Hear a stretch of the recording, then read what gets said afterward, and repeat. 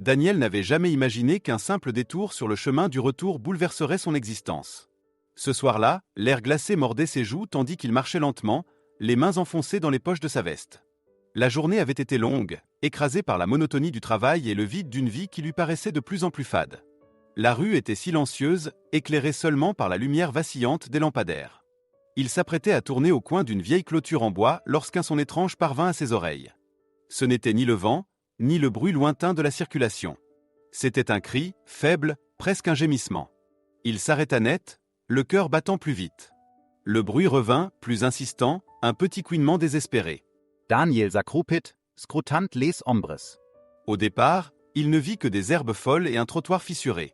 Mais ses yeux finirent par distinguer une forme minuscule recroquevillée contre le sol gelé. Il retint son souffle.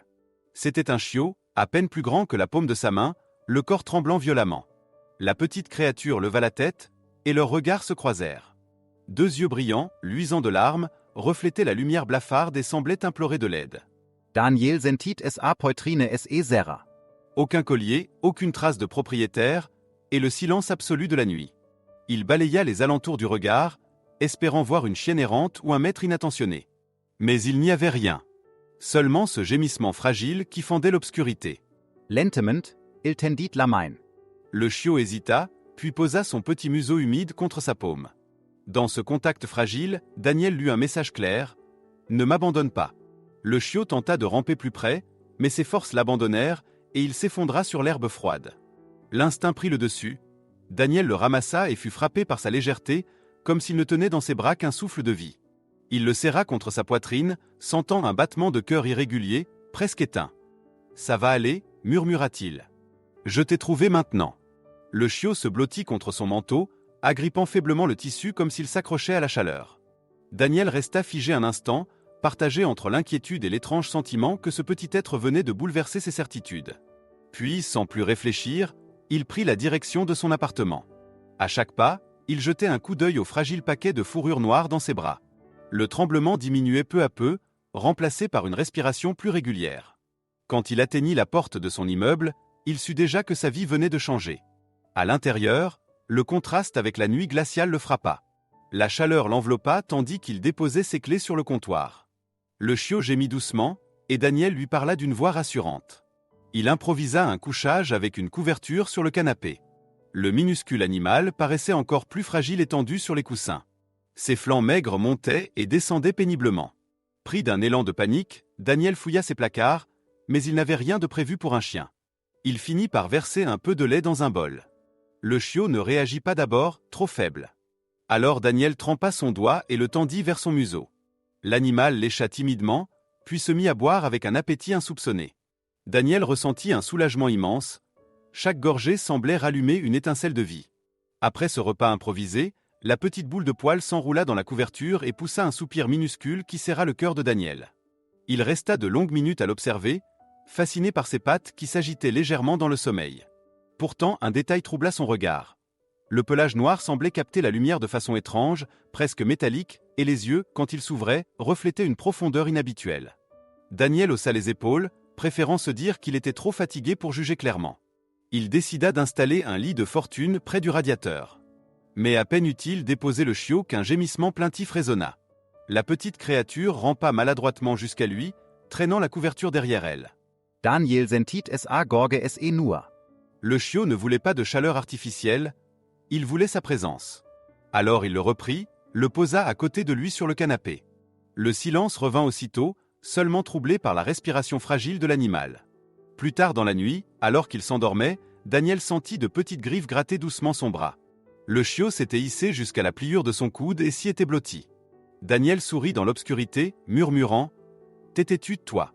Mais sa tendresse se mua en trouble lorsqu'il aperçut, dans la pénombre, une lueur fugace dans les yeux du chiot.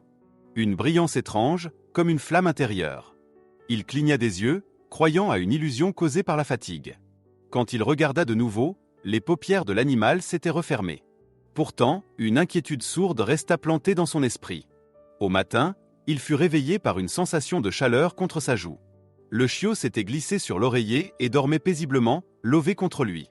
Daniel, surpris, se laissa envahir par une douceur qu'il n'avait pas connue depuis longtemps. Il caressa doucement le petit crâne noir.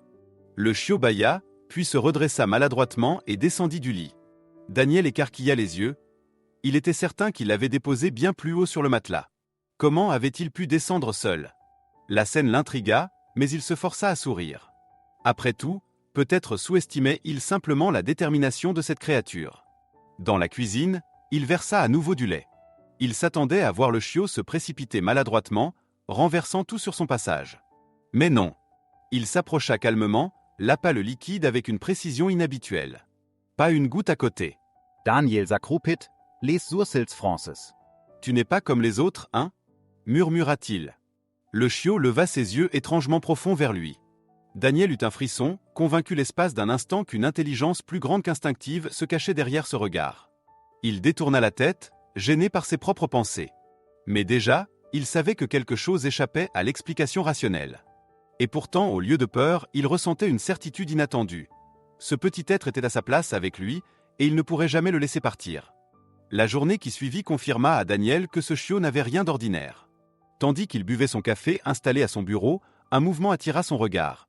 Le chiot avait grimpé seul sur le canapé et observait la rue avec une intensité troublante. Daniel resta interdit. À cet âge, un chiot aurait dû encore trébucher maladroitement. Pourtant, celui-ci paraissait déjà mesurer son environnement, ses oreilles aux aguets, le regard fixe et pénétrant.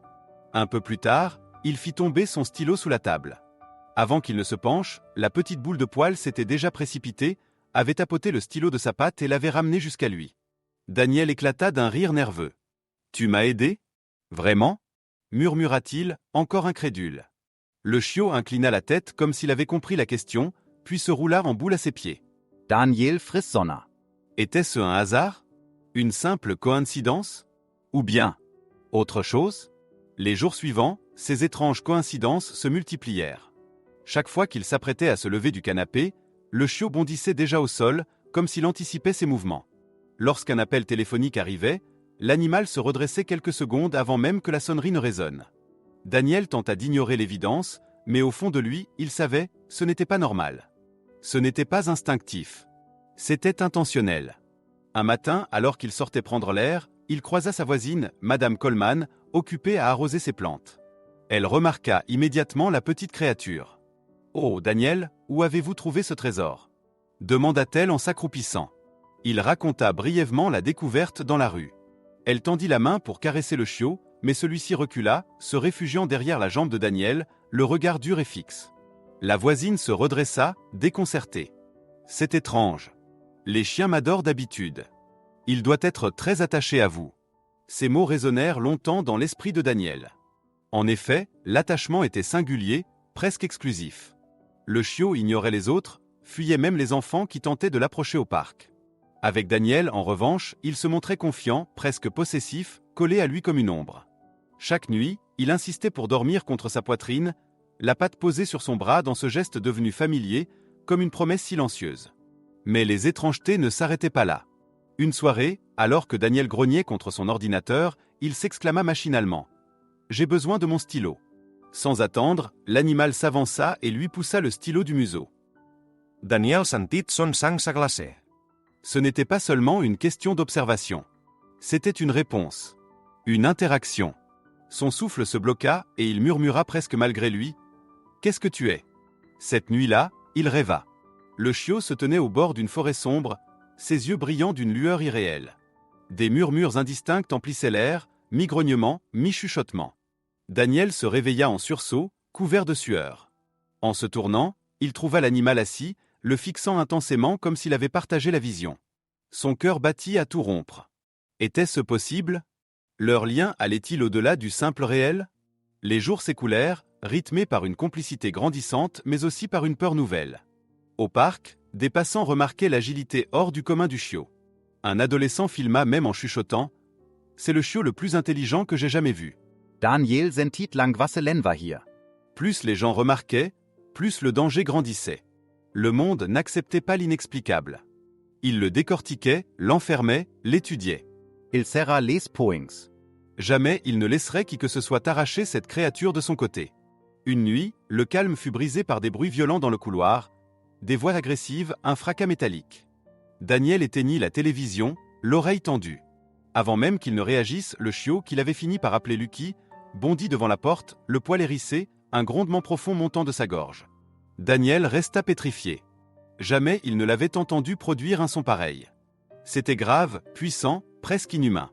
Soudain, la porte trembla sous des coups répétés. « Qui est là » cria Daniel, la gorge sèche. Aucun mot ne répondit, seulement un fracas plus fort encore. Le battant céda, et 2 silhouettes encapuchonnées pénétrèrent dans l'appartement. L'une brandissait un couteau, l'autre un pied de biche. Daniel resta paralysé, le cœur battant à tout rompre. Mais Lucky, lui, réagit instantanément. Dans un éclair noir, il se jeta sur l'homme armé du couteau. Ses mâchoires claquèrent à quelques centimètres du poignet, assez pour le faire lâcher l'arme. Le métal glissa sur le sol en tintant. Le deuxième intrus leva le pied de biche, mais Lucky esquiva avec une agilité stupéfiante, encerclant les hommes de ses yeux qui luisaient d'une intensité effrayante. « Qu'est-ce que c'est que ce truc » cria l'un d'eux, blême. « Laisse tomber, on s'en va » hurla l'autre. En quelques secondes, ils détalèrent, fuyant l'appartement comme si le diable les poursuivait. Daniel resta figé, incapable de comprendre. Le chiot, haletant, se retourna vers lui, et ses yeux cessèrent peu à peu de luire. D'un petit bond, il grimpa dans ses bras, poussant un gémissement doux, comme pour dire « c'est fini ». Daniel tremblait de tout son corps. Son regard glissa vers la porte brisée, puis vers l'animal. La vérité s'imposa à lui avec une force implacable. Aucun chiot au monde n'aurait pu accomplir cela. Il n'avait pas recueilli un simple animal. Il avait trouvé une énigme vivante, une créature extraordinaire. Dans la nuit silencieuse qui suivit, serrant Lucky contre lui, Daniel murmura d'une voix brisée « Tu m'as sauvé. Tu es plus qu'un chien. Tu es quelque chose d'autre. » Mais quoi ? Daniel dormit à peine cette nuit-là. Les images revenaient en boucle. Les coups contre la porte, la lame scintillant dans l'obscurité, et surtout le petit corps noir fonçant avec la vitesse et la puissance d'un prédateur. Quand enfin le silence reprit possession de l'appartement, il n'entendit plus que le souffle paisible de Lucky endormi contre lui. Mais cette paix n'effaçait pas la vérité, rien de ce qu'il avait vu n'était normal. Le lendemain, incapable de contenir son inquiétude, Daniel enfila son manteau, plaça Lucky dans une caisse de transport et se rendit à la clinique vétérinaire. La salle d'attente était bondée, des chiens excités, des chats nerveux, des enfants impatients. Pourtant, Lucky resta parfaitement calme, les yeux fixés sur chaque mouvement autour de lui. Quand un grand berger allemand s'approcha en aboyant furieusement, le chiot ne broncha pas. Il est contenta de le fixa. Quelques secondes plus tard, le grand chien détourna la tête, la queue basse, tirant sur sa laisse pour s'éloigner. Des murmures parcoururent la salle. Daniel sentit ses joues brûler sous les regards intrigués. Enfin, ce fut leur tour. Le docteur Collins, vétérinaire chevronné, les accueillit avec un sourire bienveillant. « Alors, c'est ce petit rescapé » demanda-t-elle en soulevant délicatement Lucky sur la table d'examen. Daniel hocha la tête, hésitant à en dire plus. Elle commença par l'ausculter, oreilles, yeux, dents. Son expression changea lorsqu'elle examina les canines. Étrange. Elles sont plus longues et plus pointues que la normale, presque comme celles d'un carnivore sauvage. Puis vint le stéthoscope. Elle fronça les sourcils. Son cœur bat incroyablement fort. Beaucoup trop pour sa taille. Ses muscles aussi sont exceptionnellement développés. Ce chiot est hors du commun. Daniel serra les poings. Fallait-il parler ? Finalement, il lâcha dans un souffle. Hier soir, 2 hommes ont essayé de s'introduire chez moi. Il les a mis en fuite. Il a désarmé l'un d'eux, comme s'il savait exactement quoi faire. Et ses yeux, ils brillaient. Le silence s'abattit. Le vétérinaire posa son stylo, scrutant Lucky avec une gravité nouvelle. « Ce que vous décrivez n'est pas normal, » admit-elle doucement. « Je ne peux pas l'expliquer scientifiquement. Peut-être une ascendance hybride, peut-être quelque chose de plus rare encore.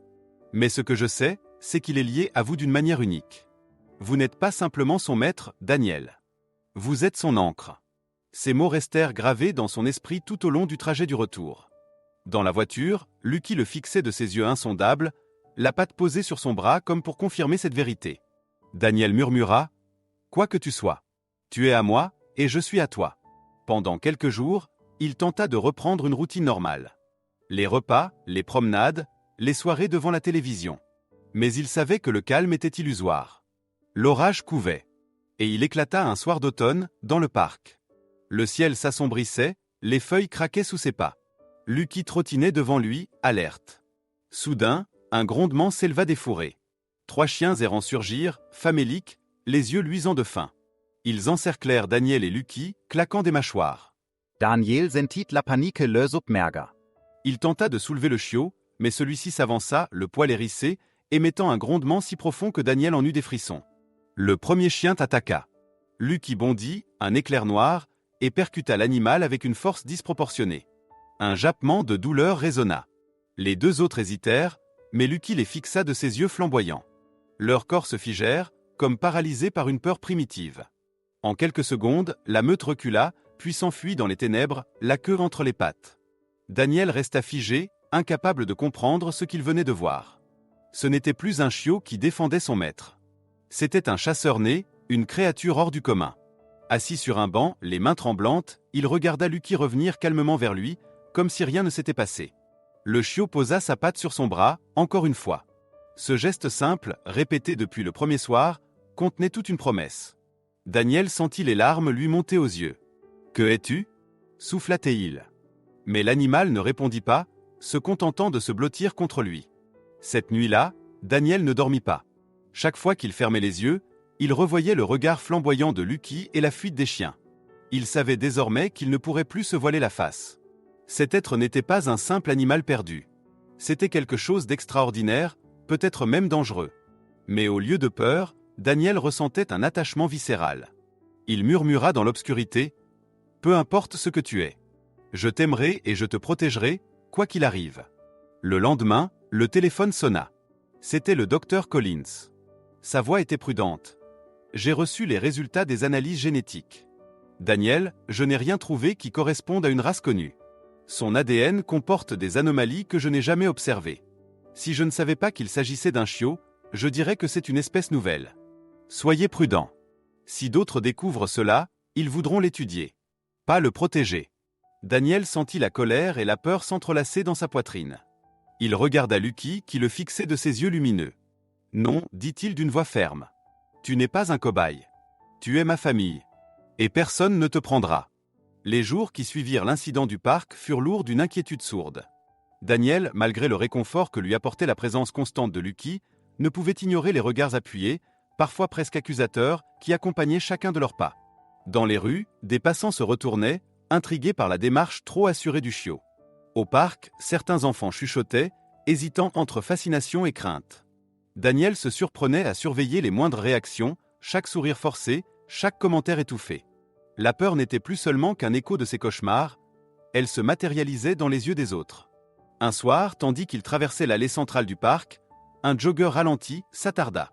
Ses yeux scrutèrent Lucky d'une manière qui glaça Daniel. « C'est un chiot bien étrange, dit-il, le ton chargé de suspicion. » Daniel répondit par un rire forcé, mais son cœur battait trop vite. Quand l'homme reprit sa course, il continua de se retourner à plusieurs reprises, comme s'il avait vu quelque chose qu'il n'arrivait pas à comprendre. Daniel serra la laisse et hâta le pas. Chaque seconde, il craignait qu'un téléphone apparaisse, qu'une vidéo circule, qu'un secret se brise. Cette tension culmina quand Marcus, son plus vieil ami, vint lui rendre visite. Dans son salon, Lucky observait calmement, mais Marcus se crispa immédiatement. « Daniel, tu dois être lucide, lança-t-il sans détour. Cet animal n'est pas normal. Ses yeux, ses réactions, sa façon de te fixer. Tu ne sais pas ce qu'il cache. Et si un jour il devenait dangereux ?» Daniel se redressa, la voix tremblante mais ferme. « Tu n'étais pas là, Marcus. Tu n'as pas vu. Il m'a sauvé 2 fois. Sans lui, je serais peut-être mort. Tu parles de danger, mais il est mon salut. » Marco supira, hausa les et Paulus. Peu importe ce que tu crois. Le monde ne pardonnera pas la différence. Si d'autres découvrent ce qu'il est, tu le perdras. Ces paroles laissèrent une trace douloureuse, mais aussi une décision inébranlable. Une fois Marcus parti, Daniel s'accroupit auprès de Lucky qui posa aussitôt sa patte sur son bras, ce geste devenu leur serment muet. « Ils ne voient pas ce que je vois, murmura-t-il, les yeux humides. Ils ont peur. Moi, je t'ai choisi. Et je ne laisserai jamais personne t'arracher à moi. » À partir de ce moment, Daniel prit des mesures. Les promenades se firent plus discrètes, à des heures où la foule était rare. Il modifia son appartement, créant pour Lucky un espace douillet, empli de couvertures, de jouets et de chaleur. Mais la vérité, c'est que le chiot préférait toujours rester collé à lui. Il suivait Daniel pièce après pièce, s'asseyait à ses pieds quand il travaillait, s'installait sur son oreiller quand il dormait. Leur vie se mêlait si étroitement qu'il semblait inconcevable que l'un existe sans l'autre. Les nuits étaient les moments où Daniel mesurait le plus ce lien. Il parlait à voix basse, comme à un confident, lui racontait ses doutes, ses souvenirs, ses peurs. Lucky écoutait, ses yeux brillants rivés sur lui, sans jamais émettre un son. Parfois, il inclinait la tête, comme s'il comprenait chaque mot. Parfois, il se contentait de poser doucement sa patte sur la poitrine de Daniel, apaisant toutes ses angoisses.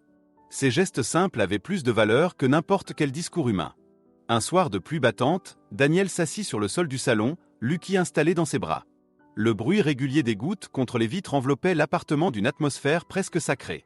La voix de Daniel se brisa tandis qu'il caressait le pelage sombre. « Peut-être que tu n'es pas un chien. Peut-être que tu n'es même pas de ce monde. Mais pour moi, tu es tout. Mon compagnon. Mon protecteur. Mon miracle. J'ai cru te sauver, ce soir glacé dans la rue, mais en vérité, c'est toi qui m'as sauvé. » Le chiot leva les yeux vers lui, frotta doucement son museau contre son menton. Daniel sentit les larmes couler librement. Dans ce simple contact, il y avait la réponse à toutes les questions. La loyauté, l'amour et cette promesse silencieuse qui les liait depuis le premier instant. Les semaines passèrent, et la vie prit une couleur nouvelle. Là où régnait autrefois le vide et la routine, il y avait désormais chaleur et mouvement. Chaque matin, Daniel se réveillait avec une énergie qu'il croyait perdue. Chaque promenade, même la plus banale, devenait une aventure. Le silence du soir n'était plus pesant, car il était habité par la respiration régulière de Lucky, une mélodie de paix. Pourtant, dans le cœur de Daniel, demeurait l'ombre des avertissements de Collins. Si d'autres découvrent la vérité, ils voudront l'étudier. Cette perspective l'effrayait, mais elle ne dominait plus. Car ce qui primait désormais, c'était la certitude que Lucky n'était pas une énigme à résoudre. Il était un être à aimer. Un qui, et non un quoi. Un soir, le ciel se para de couleurs flamboyantes, orange et rouge. Daniel s'assit sur son balcon, Lucky contre lui. La ville bruissait au loin, mais pour lui, le monde entier se résumait à ce petit corps chaud blotti contre son flanc. Il passa la main dans son pelage soyeux. « Je n'ai plus besoin de réponse, chuchota-t-il. Tu es mon espoir. Tu es ma famille. Et je ne t'abandonnerai jamais. » Lucky leva ses yeux lumineux vers lui, capta les derniers rayons du soleil, et posa sa patte contre sa poitrine. Ce geste, répété depuis le début, résonna comme un sceau éternel. Daniel ferma les yeux, submergé d'émotion. Le monde pouvait douter, le juger, le craindre. Lui n'avait plus peur. Il avait trouvé ce que tant d'âmes cherchaient en vain, un amour pur, une loyauté indestructible, un miracle inattendu. Et toi qui entends cette histoire, retiens cette vérité. Parfois, les plus grands trésors apparaissent quand on ne les cherche pas. Ils bouleversent nos certitudes, ils effraient par leur étrangeté, mais ils nous transforment à jamais. Daniel avait trouvé Lucky au détour d'une rue glaciale. Pourtant, c'est Lucky qui lui avait rendu ce qu'il croyait perdu, la foi en l'avenir.